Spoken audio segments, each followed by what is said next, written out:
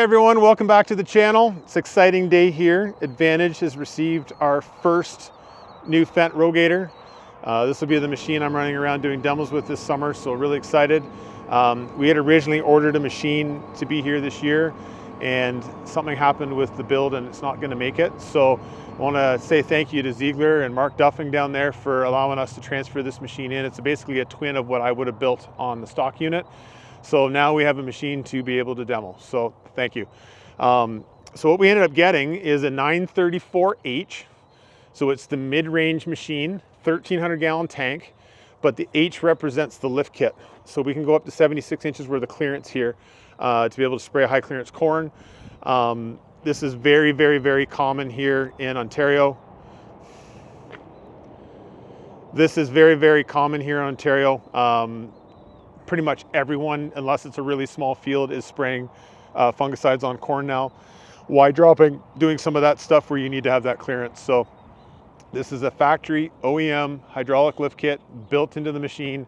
We're one of the only ones doing that. There's a couple European companies that are doing it, but we're the only ones North American built that are hydraulically lifted and lowered from low to high there. So pretty exciting there. This machine right now has the 80-inch wheels on it. So they're 380, 105, 50s. And that will end up being a set of 710.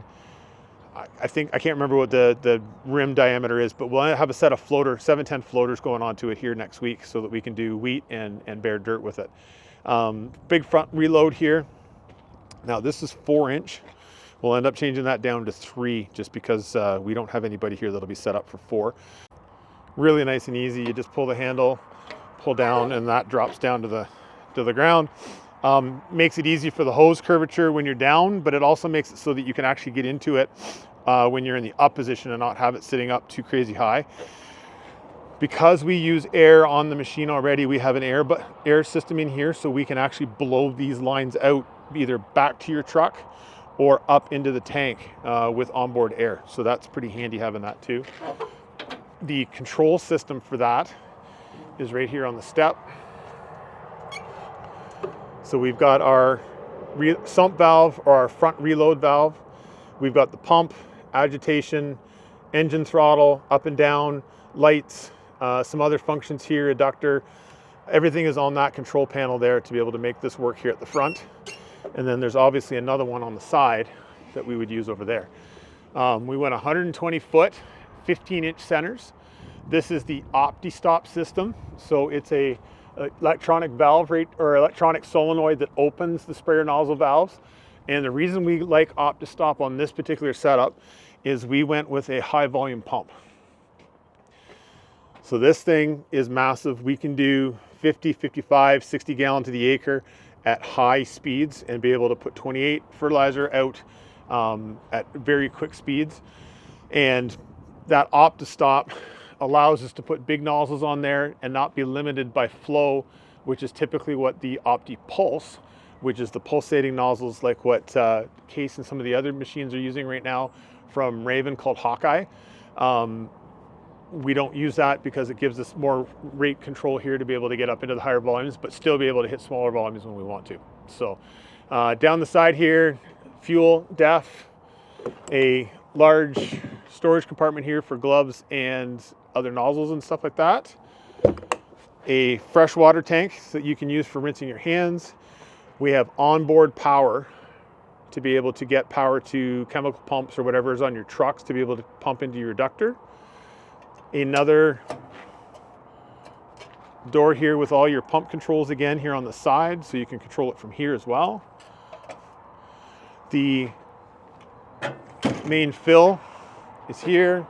You pull and the whole unit drops down, so you get a nice curvature of the hose. You're not lifting hoses way up. Again, if you wanted to do this while it was lifted, you'd be able to get the hose up to it if you wanted to. So again, 4-inch fill, 2-inch water fill for your rinse tank. And then our adductor comes down, open. We've got our chemical adductor here to be able to put our chemical in, jug rinse, and then there's a secondary water system here that'll flush water through the top so you can keep your adductor rinsed out. So when it's up, massive filters on this because of the high flow. So we'll end up changing that when we start to do 28. We'll go to a coarser mesh screen. There should probably be an 80 in there, I believe, right now, or a 120. I'll have to check when we get the inspection done on this to get it ready to go. But it does have a large area or a large hose here to be able to clean that out of product before you spin it open to be able to clean everything out. So nice feature there. While we're down here, these are the belly pans for the high clearance corn. So it's open, so you're able to take a blower and blow all the tassels and everything out, but they're just on a pin, so you can swing them down out of the way if you ever needed to get up into do any maintenance or anything on the machine at all. And they are front to back on this machine, as you can see here. All right, moving around to the back. Old reliable. Rogator, the new Fendt Rogator, have used this 6-inch vertical bar for lifting and lowering the boom for years. And the theory is that if the bar is moving vertical, the weight does not transfer on the machine at all. It stays centered. Whereas when you've got two arms that are raising and lowering like this, they are actually moving the weight in and out of the machine, and technically you would be changing the balance of the machine. So who's better? Don't know, but this has worked for years. They've kept with it, that's fine. The only thing I've ever seen with this is a little bit negative, is that because of this bottoming out, I maybe can't get to the ground quite as close with the nozzles, depending on what application I'm in at. So that would be the only thing that I would say might be an issue. The blue nozzle lights shoot up this boom like nothing. You can see everything going on there, which is great. This is a full recirc boom. So we can claim everything from the boom back into the tank. There's no spraying out to be able to switch between chemicals. It's all done internally, and it takes 15, 20, 30 seconds max, and you can be spraying and going through the field. While I'm back here, the last thing I guess is this is also a 4-wheel steer machine. So during corn or anything that you're doing, tires ride in the same tracks as the fronts, which allow you to do less trampage on your crop. Onboard air, so if you ever needed to tie in to be able to get any air for anything, you've got an extra tank back here that you can tie in, run an air compressor line to the front or something like that. Down this side, again, we've got filters here for the recirc, so access to be able to get that to drain out to the ground without making a mess.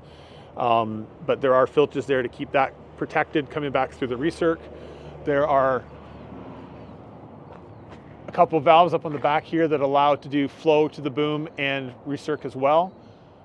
And then we have full boom air boom blowout because of the air on the machine again, so we can actually blow the machine out too to be able to rinse or do whatever we need to switch between chemicals. Down the side here, all of our modules for the control system are in this box, so it keeps them protected so we don't have to worry about water and everything getting in there. This is an area that you do not want to be putting a high pressure washer system at it, so that we don't want water getting up into there. A little hard to do with one hand, so we'll do that a little bit later. We do have overflow from the tank and from the clean water down to this side, and it's screened so that we're not making a mess of everywhere. Oil tanks at the back, another large area here. This is actually a lance, so if you had totes of chemical and you needed to suck them in, you can actually thread that down into the adductor and into the lance, and you can suck out of a 50-liter tote if you wanted to. So yeah, so that's pretty much the outside of the machine. One good-looking rig. And I'll take you up into the cab here and down the tank. So nice big wide ladder coming up in, a wide catwalk. We'll go down the back first. 1,300 gallon tank, 110 gallon rinse tank.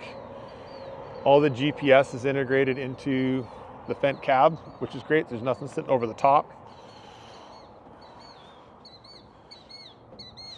And then it's very clean out the back here, so there's nothing too crazy for having to do maintenance or anything. You can get at everything.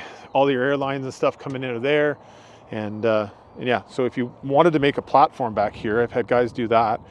make a platform, and you can store some chemicals back here if you needed to, and just have backups to be able to finish the field off if you ran out or whatever. But all right, we'll head up into the cab.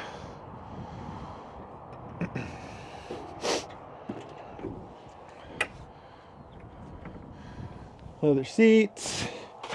This is very much like a Fendt cab, which obviously being Fendt, but a tractor cab, and then the joystick is very much like the combine. So we'll fire this up.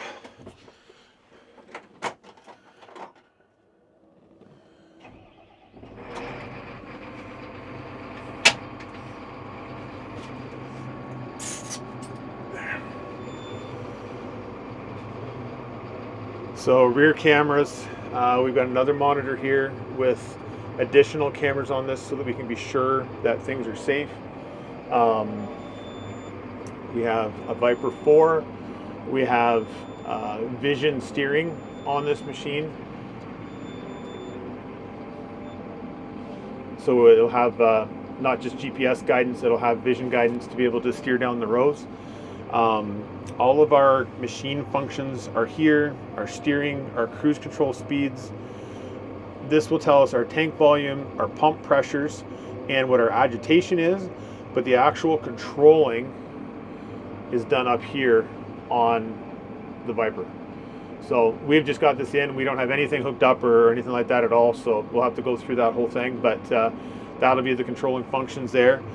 Down here on the arm, we've got cruise 1, cruise 2, master on and off, the auto steer, boom, tip, and up and down emergency stop. Down below we've got our throttle, which we don't actually need because we run what's called TMS, which is the automatic engine throttle, which is over here, so we actually turn that on all the time. This is the manual fold of the booms. There is an auto fold, which is right here. We don't need to be able to do that, but if you ever needed to pull a tip in or anything like that, we've got the ability to do so.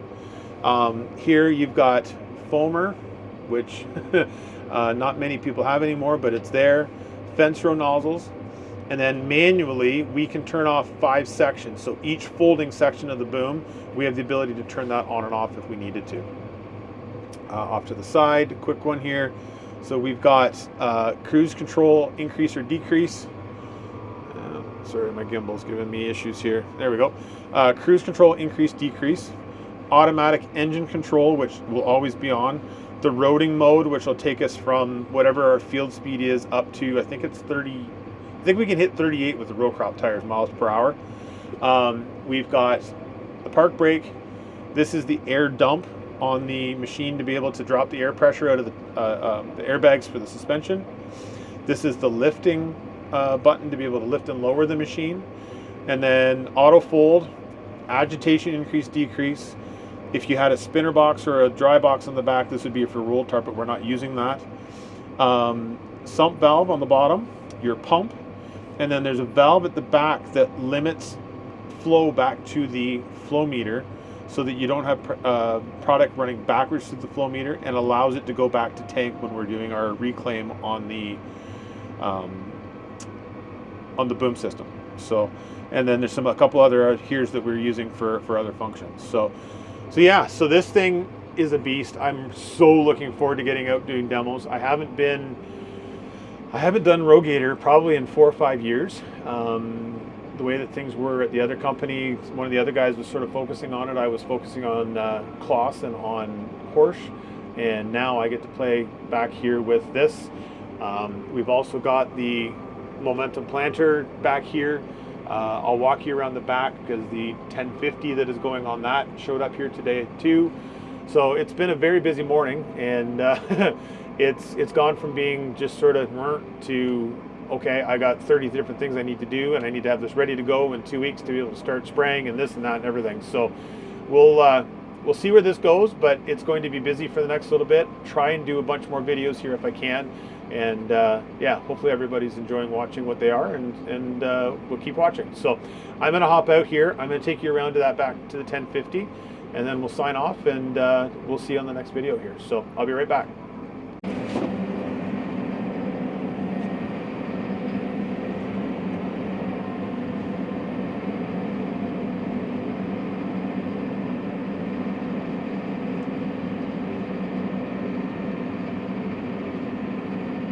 So I know everyone's gonna say, why are you putting a 1050 on the 24 row momentum planter? And they're gonna say, no, you don't need that much horsepower. And I'm gonna be straight front up with you, you're right. We don't need a 1050. However, here at Advantage, typically what we're selling is we're selling 1038s or 1050s. And my problem is a 1038 with dry fertilizer coulters on it will not pull that planter in hills. It'll pull it on the flat when we get down into some of the southwestern area down towards Essex and stuff. But where we've got hills, it is going to struggle. So rather than spending the money and bringing in a 1042, a 1046, typically a 1050 is something that we can sell. And we decided to go that way. It's got row crop tires on it that we can switch off and be able to put a wide set, which basically would look the same as these two here. So the 1050s on the left, we have to space these tires out to get to 30-inch centers. So basically we're gonna flip this dual to that side and this dual to that side.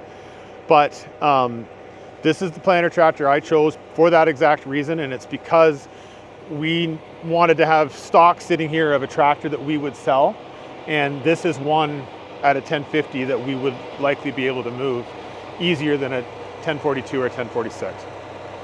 So I'm looking forward to getting this thing done. Harrison's just doing the delivery inspection on it, and we'll get it hooked up to the planter maybe this afternoon. I'm working on putting the clean sweep air actuated trash whips on. And if we get that done, then one of my guys is coming to help me set things up for next week to make sure everything's good to go. So anyways, that's what's happening here today. It's the 27th of March, and as I say, we're gonna get into April and it's gonna get really busy, which is gonna be great. So I hope everyone's enjoying everything that we've done so far, what we're looking at here in the future. And I hope you check in and throw some comments down below if there's certain things you want me to do and want to see with this this spring that's coming up with the sprayer and with the planter and with anything else that we do here. So with that, I want to say thanks for everybody watching, and we'll see you on the next one.